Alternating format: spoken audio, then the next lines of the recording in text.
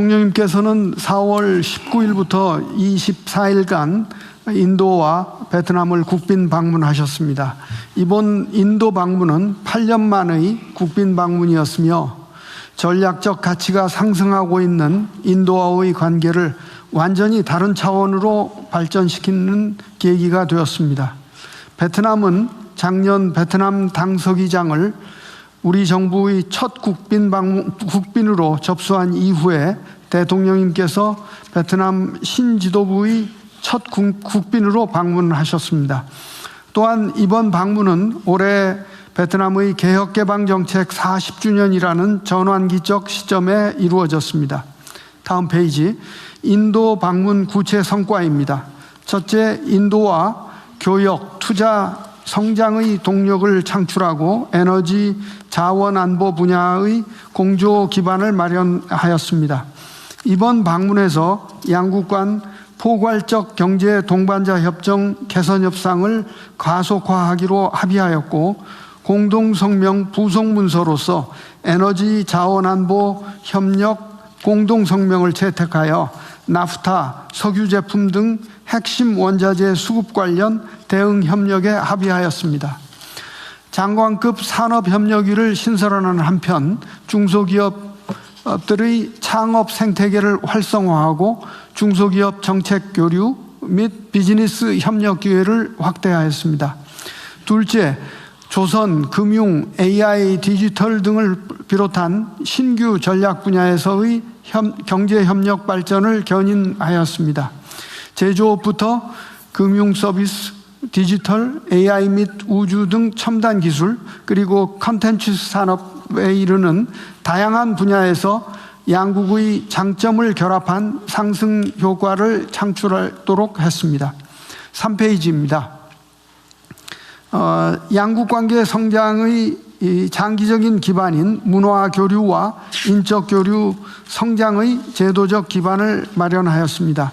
양국 간 전자결제 시스템 연계로 상호 방문객 편의를 제고하는 한편 상호 초청사업 확대 및 문화 교육 분야 협력도 증진하기로 했습니다. 이러한 구체적 성과와는 별도로 대통령님께서는 글로벌 사우스 선도국인 인도의 모디 총리와 개인적인 신뢰 관계를 깊이 하신 것도 큰 의미가 있다고 생각합니다. 다음은 베트남 방문 성과입니다. 첫째, 작년 당서기장 국빈 방한 시 양국이 합의한 바 있는 2030년까지 교역액 1,500억 불 달성을 위한 협력을 더욱 구체화 그리고 가속화했습니다. 이번 방문을 계기로 양국 기업 간 총 8,200만 불 규모의 수출 계약을 체결하였으며 우리 의약품과 농축산품의 베트남 시장 진출 확대를 위한 제도적 기반을 마련하였습니다. 둘째, 에너지 안보 및 핵심 광물 분야 협력을 확대하여 양국의 공급망 안정에 기여했습니다. 베트남의 신규 원전 건설 사업권 확보를 위해 민간 차원의 협력을 강화하고 한배 핵심 광물 공급망 기술협력센터를 중심으로 히토류 분야의 협력도 확대해 나가기로 했습니다. 4페이지입니다. 베트남의 대형 국책 인프라 사업에 우리 기업의 참여 확대를 도모했습니다. 이번에 체결된 4,800억 원 규모의 호치민시 도시철도 차량 계약은 향후 베트남의 북남 고속철도, 신도시 등 대형 인프라 사업 협력을 추진하기 위한 마중물이 될 것입니다. 넷째, 과학기술, 문화, 인적 교류와 같은 미래지향적인 분야에서도 협력을 심화했습니다. 양국은 우리의 지원으로 설립된 한배 과학기술연구원을 중심으로 반도체, AI, 바이오 등 첨단 기술에 대한 공동연구와 인재 양성을 추진해 나가기로 했습니다. 문화, 교육 분야에서도 교류와 협력을 더욱 확대하고 호치민시 한국국제학교 부지 확장 등 우리 동포들이 실제 체감할 수 있는 환경 개선을 위해 함께 노력하기로 했습니다. 다음은 후속 조치입니다. 인도와는 이번 방문에서 창설하기로 합의한 여러 협의체들을 가급적 연내에 개최하고 조만간 양국 외교장관 공동위원회를 개최하는 등 고위급 교류를 통해 후속 조치를 체계적으로 이행하겠습니다. 자이샹카르 외교장관이 벌써 상반기에 방한 의사를 밝혀왔습니다. 5페이지입니다. 신규 전략 분야 및 중소벤처기업들의 인도 진출 지원도 계속해 나가겠습니다. 베트남과는 올해 아세안 관련 정상회의와 내년 베트남에서 개최되는 에이펙 정상회의 등을 활용하여 고위급 교류를 이어가겠습니다. 특히 대통령님께서 아이디어를 내주신 경상북도 봉화의 베트남 마을, 즉 이왕조 화산이시 마을에 이 마을을 문체부와 협력해가지고 베트남 관광객들이 관광 명소로 만드는 것도 추진하겠습니다. 이미 추진을 시작했습니다. 네. 외교부는 앞으로도 이런 후속 조치를 착실히 진전시켜 나가겠습니다. 이상 보고를 마치겠습니다. 네, 이게 이번에 인도에서는 중소기업 진출에 좀 새로운 기회가 생길 것 같아요. 네, 지금 중소기업 쪽에서 굉장히 환영하는 분위기고요. 그리고 창업벤처 쪽에서도 지금 스타트업 진출 관련해서 이 창업 부분의 협업을 인도 정부에서 좀 적극적으로 했으면 좋겠다는 얘기가 있어서 별도의 모임을 좀 할 예정이고요. 5월에는 사실 스타트업 얼라이언스라고 작년 에이펙 행사 후속으로 한국에서 지금 서울에서 저희가 그 에이펙 관련된 그 정부들이 오셔서 스타트업 얼라이언스 행사를 진행할 예정입니다. 그래서 글로벌하게 창업정책 관련된 부분에서는 한국 정부가 지금까지 잘해왔던 부분에 대한 인정들이 있습니다. 어쨌든 인도의 수요도 상당히 있는 것 같고 우리도 새로운 거대 시장에 처음 이제 발을 들여놓는 건데 좀 중소기업부에서 좀 주력해 주시면 좋을 것 같아요. 네네. 중소기업 수출도 사실 지난 1분기도 굉장히 최대치를 이루어서요. 중동 전쟁이 있음에도 불구하고 미국 쪽과 이런 쪽의 시장이 굉장히 확대되고 있고 지금 글로벌 사우스 관련된 부분에서도 시장을 확대하면 여러 K뷰티나 이런 쪽에 좋은 기회가 될 거라고 봅니다. 어쨌든 미국, 유럽, 중국에 편중되어 있는 게 현실인데 저는 인도는 지금 세계에서 제일 인구도 많고 14억 6천인가 7천만이라고. 근데 이게 이제 기업들이 독자적으로 진출하기에 초기에는 부담이 사실은 있는데 이 정부 간 협력이 되게 크게 도움되잖아요. 네, 지금 스타트업하고 사실 중소기업일수록 정부가 같이 움직여주면 훨씬 의미가 있고요. 지난번 그 베이징 갔을 때도 베이징의 그 정부기관 사무실에서 서로 협의를 하는 것만으로도 기업들이 안심한답니다. 그러니까 이 사무실을 정부가 만들어주고 여기 와서 각 기업들 간에 만남을 할 수 있는 공간을 제공하는 이런 형태의 여러 가지 정책들을 좀 더 가져가면 기업들에게 큰 기회가 될 거라고. 우리 중소기업 또는 창업자들하고 한번 장관께서 인도를 방문하고 또 인도에서도 한번 한국 방문하고 이런 식의 교류들도 괜찮을 것 같네요. 네, 예, 장관님 그 중소벤처부도 하고 그 대기업들이 그래도 잘 진출해 있으니까 대기업들 산업부 중소벤처부에서 산단 같은 걸 만들어서 말씀하신 대로 중소 그 기업 개별적으로 안 되거든요. 그러게. 그래서 그 최종 지금 잘 진출해 있는 대기업들이 또 협력업체를 개별적으로 데려가기는 힘드니까요. 그걸 산단, 정부, 뭐 코트라 이런 식으로 양 부처가해서 그 메꿔주면 인도 제조업 기반이 약하니까 그걸 메꾸는 데도 되게 도움이 되고 우리나라에서 약간 예를 들면 자동차 부품업체 같은 경우가 전기제되면 우리나라에서는 이제 되게 이제 그 사업이 줄어들 텐데 그런 쪽 가면 상당히 더 기회가 있을 것 같습니다. 같이 부처가 협업하면 좋을 것 같습니다. 그리고 다른 부처들도 마찬가지인데 우리가 지금 정상회담을 하면 뭐 과거에는 어떨지 모르겠지만 그냥 얼굴 보고 그냥 사진 찍고 오는 그런 게 아니고 실제로 우리 기업 진출의 기반 교두구표를 마련하거나 아니면 새로운 아이템을 발굴하거나 또는 가능한 분야의 협력 방안들을 계속 찾아내서 MOU도 하고 근데 이게 한번 하고 나면 그 후에 실제로 진척이 좀 돼야 되는데 좀 옛날에는 어떨지 모르겠지만 이제는 요걸 계기로 삼아서 좀 활성화될 수 있게 각 부처에 좀 신경을 많이 써주세요. 예, 국세청에서 말씀드리겠습니다. 그 대통령님 인도 베트남 순방 후속 조치로 그 인도 국세청장하고 베트남 국세청장을 6월, 7월에 서울로 초청을 했습니다. 그래서 회담을 해서 그쪽에 우리 기업들이 워낙 많이 진출해 있기 때문에 세정에 있어서 어려움을 많이 겪고 있거든요. 이 부분에 대해서 적극적인 좀 지원을 해줄 수 있도록 그렇게 준비합니다. 네.